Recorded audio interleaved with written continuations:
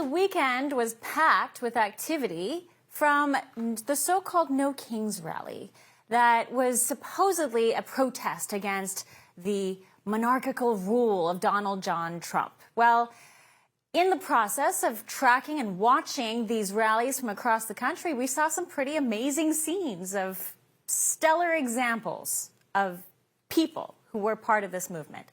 One such person, Lucy Martinez, a Chicago elementary school teacher, identified in footage from a No Kings rally doing the following thing. Watch. Hey! You ever heard of Ozempic, you fat? Clearly a reference to the assassination of Charlie Kirk. She shows herself mocking the shooting. Lucy Martinez was employed at Nathan Hale Elementary School, where district web pages were temporarily disabled after public backlash erupted once this woman was identified. Reports say Martinez has been terminated, though the district has not confirmed her status. All we know is that the website has been removed, at least from the public eye, for a few weeks, maybe. She is one of several educators to publicly celebrate Kirk's death. UCLA Director of Race and Equity Jonathan Perkins was also placed on leave after writing posts supporting the assassination. While schools struggle with enrollment decline, national surveys show teachers lean heavily to the left. So this shouldn't surprise most people. 37% lean liberal, 32% conservative, and 32% moderate, a political split that often bleeds into curriculum and culture.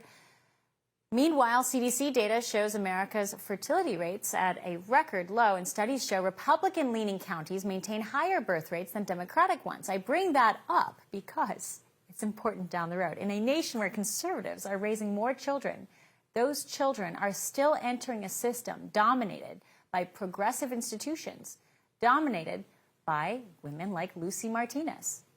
At the same time, the National Education Association funneled 98% of its 2024 political contributions to Democrats. So even if you stand there and say, well, only 30% of teachers are actually liberal, most of them are forced to join the NEA, which donates almost 100% of its proceeds into Democrat politicians.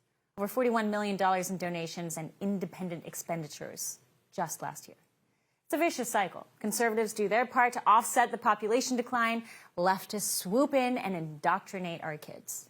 Our next guest is a senior fellow at American Culture Project and author of The Parent Revolution. Corey H. DeAngelis joins us now. Corey, your thoughts on the subsequent reaction to all of this? I mean, it's ridiculous, and you're right. Conservatives can help win the war against this ideological rot in our society by having more children, but it's not going to be enough to fight back at the root of the problem, which is the teachers' unions are infiltrating the government school system and brainwashing 50 million kids a year for 13 years of their lives for 7 hours a day. We can't win just by having more children. We need to reclaim our schools. Parents should be empowered to homeschool. They should be able to take their money to private schools that are aligned with their values. And look, a third of teachers identify as conservatives. They need to stop funding these monsters at the NEA who celebrate the death of their political opponents and these people in the Chicago public schools who are mocking Charlie Kirk's assassination. That lady needs to be fired, and other teachers need to say, you know what, this is a bridge too far. This is a line in the sand and they just crossed it. I'm going to stop paying these despicable people to funnel my dues, my hard-earned paycheck, to my political opponents. Why should conservative teachers be forced to fund Democrat politicians? I think they need to put their foot down, say no more, and join alternatives like the Teacher Freedom Alliance. But this No Kings protest was backed by Randi Weingarten herself. She spoke at one of the events on Saturday, and her union, the American Federation of Teachers, which gave 99% of their contributions to Democrats last cycle, they backed the entire No Kings apparatus. They were a primary sponsor of the event. So, you know, there's a lot of crazy teachers in the system, but there's a lot of good ones too. And they need to say no more, not today, Satan, defund the beast by starving it from the inside. And this Lucy Martinez lady is at a school where over 80% of the students are not proficient in math. And so it's probably because she's indoctrinating them with her far left agenda as opposed to focusing on the basics. She makes over $100,000 a year. I found that on open payrolls. And this whole debacle just shows that the school system is not accountable to the populace. When people tried to call the school, I called them several times today. Every single number that you press, it goes to a full voicemail. They won't respond to anybody's emails, anybody's phone calls, and they're just going to try to sweep it under the rug. The union always tries to protect the worst people in the system, the lowest common denominator, and this lady has no business being around children. She certainly should not be funded by the taxpayer to the tune of over $100,000 a year. Unbelievable.